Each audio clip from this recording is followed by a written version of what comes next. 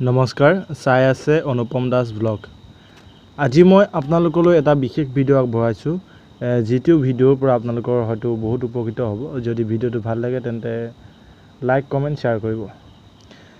আজি মই ক'বলৈ লৈছো আজি বহুত মানুহে টেষ্ট দিবলৈ ভয় কৰে ৰক্তদান কৰিবলৈ ভয় কৰে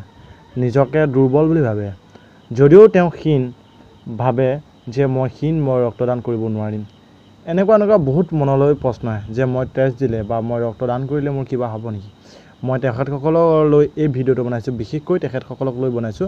তেনে যদি ভাবিছে এইটো সম্পূৰ্ণ ভুল ধাৰণা মই আজি কৈ দিছো শুনক কোন সকল ব্যক্তিয়ে ৰক্তদান কৰিব পাৰে প্ৰথম কথা এক নম্বৰতে মই ক'ব লাগিব বয়সৰ ওপৰত বয়স 18 বছৰৰ পৰা 65 বছৰ পৰ্যন্ত ৰক্তদান কৰিব পাৰে মই আকৌ কৈছো 18 বছৰ বয়সৰ পৰা 65 বছৰ পৰ্যন্ত তেওঁ ৰক্তদান কৰিব পাৰে দুই নম্বৰ ক'বলৈ লৈছো শৰীৰ ওজন আমাৰ স্বাস্থ্য কিমান ওজন হ'ব লাগিব 45 কেজিৰ পৰা আমি ৰক্তদান কৰিব পাৰোঁ তাৰ পৰা আমি তিনিটা আহিছো পালস 50 ৰ পৰা 100 প্ৰতি মিনিট শৰীৰৰ তাপ থাকিব লাগিব 97 ফা পৰা 98.6 ফালৈ হিমোগ্লোবিন থাকিব লাগিব 12.5 যদি আমাৰ গাত দেহত 12.5 গ্ৰাম ডেচিলিটাৰ বা ওপৰত থাকে তেন্তে আমি ব্লাড ডোনেশন কৰিব পাৰোঁ এবাৰ ৰক্তদানৰ পিছৰবাৰ ৰক্তদানৰ মাজত থাকিবলগীয়া ব্যৱধান হৈছে 90 দিন বা 3 মাহ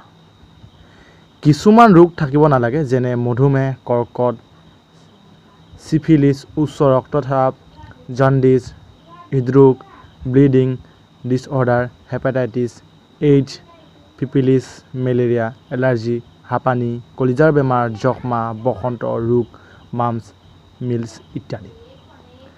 6 মাহৰ ভিতৰত কোনো ডাঙৰ অস্ত্ৰোপচাৰ হ'ব নালাগে যদি আপোনাৰ কেনেবাকৈ অপাৰেশ্যন হৈছে তেন্তে আপুনি ব্লাড দিব নোৱাৰে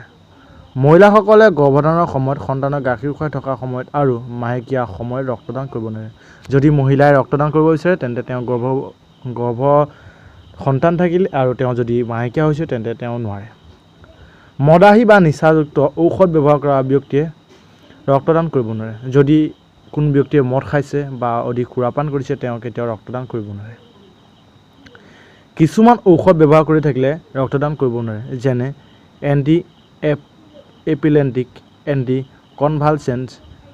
কৰ্টিকচইড এস্পিৰিন আদি এক মাহৰ ভিতৰত কোনো টিকা ভ্যাকচিন লোৱা হ'ব নালাগে যদি আপুনি ভ্যাকচিন লৈছে বা আপোনাৰ ভ্যাকচিন লোৱা এমাহ হৈছে তেন্তে আপুনি ৰক্তদান কৰিব নোৱাৰে ব্যৱসায়িক ৰক্তদাতাৰ পৰা টেষ্ট লোৱা বিশেষকৈ বাধা থাকে কিয়নো সেইটো হয়তো আপোনালোকে জানে ব্যৱসায়িক ৰক্তদাতাৰ পৰা টেষ্ট লোৱা নহয় যিসকল মানে নিজৰ তেজৰ লগত বা বেলেগ ব্যক্তিক নিজৰ ব্যৱসায় তুলনা কৰিছে যেনে আপোনাৰ ধৰক এইজন ব্যক্তিক টেষ্ট লাগে আপোনাৰ পৰা 1000-2000 লৈছে তেন্তে ব্যক্তিৰ পৰা টেষ্ট লোৱাটো সম্পূৰ্ণৰূপে বন্ধ আকৌ আপোনালোকলৈ এটা লৈ আহিছো আপোনালোকে এইখিনি কথা জানেনে যে 1 ইউনিট তেজত 350 মিলিলিটাৰ তেজ থাকে এজন সুস্থ ব্যক্তি 45 গ্ৰাম ওজনৰ সুস্থ ব্যক্তিয়ে 350 মিলিলিটাৰ শৰীৰৰ কোনো অপকাৰ নোহোৱাকৈ তেজ দান দিব পাৰে আপোনাৰ শৰীৰৰ মজ্জাসমূহ 1 ইউনিট দান কৰা তেজ 90 দিনৰ ভিতৰত সম্পূৰ্ণৰূপে ব্লাড প্ৰস্তুত কৰিব পাৰে ভাৰতবৰ্ষৰ প্ৰতি বছৰে প্ৰায় 5 কোটি 2017 ইউনিট তেজৰ প্ৰয়োজন ইয়াৰে মাত্ৰ 50% তেজহে পোৱা যায় গতিকে চেষ্টা কৰাই ৰক্তদান কৰক আৰু এজন সূৰ্যমুখী ব্যক্তিৰ জীৱন বচাওক গতিকে আপোনালোকক মই বিশেষ অনুৰোধ জনাইছো যদি আপুনিও নিজৰ ৰক্তদান কৰিব বিচাৰিছে ৰক্তদান কৰক আপোনাৰ লিমিট অনুযায়ী আপুনি ৰক্তদান কৰক এজন ব্যক্তিক ৰক্তদান কৰাৰ লগে লগে আপুনি বহুত ধৰক আপোনাৰ মনত শান্তি লাভ কৰে যিহেতু পাপ পুণ্যৰ কথা চিন্তা নকৰি বা আপোনাৰ নিজৰ স্বাৰ্থৰ কথা চিন্তা নকৰি অসহায় ব্যক্তিক আপুনি ৰক্তদান কৰক আপুনি নিজেও জীয়াই থাকক আনকো জীয়াই ৰাখক ধন্যবাদ যদি ভিডিঅ'টো ভাল লাগিলে তেন্তে লাইক কমেন্ট শেয়াৰ কৰিব আৰু যদি মোৰ চেনেল নতুন তেন্তে মই আকৌ কৈছো মোৰ চেনেলটো সাবস্ক্ৰাইব কৰি দিব যদি আপুনি লাইক কৰিব নিবিচাৰে তেন্তে এটা ডিসলাইক মাৰিব